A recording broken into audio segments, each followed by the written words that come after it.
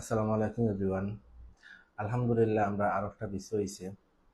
তো তাই নাকি গ্রাফিক ডিজাইনার হিসেবে ইউকেতে যাইরা স্কিল ওয়ার্কার ইউকেতে আপনার হোয়াইট পেপার রিলিজ হওয়ার পরে আমি তিনটা ইন্টারভিউ দিছি।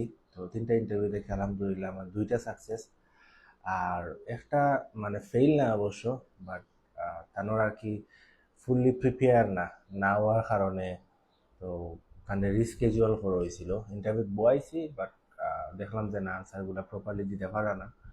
সো এই ক্ষেত্রে ইন্টারভিউ ক্যান্সেল করিয়া তাহলে আবার ফুল প্রিপেয়ার করা ওর তো হওয়া যায় না, তাহলে আবার বিএমএসও দিলেই তো পারে, বিকজ এটা তো মনে হোক আমরা ইন্টেনশনালি এবার করা হয়েছে।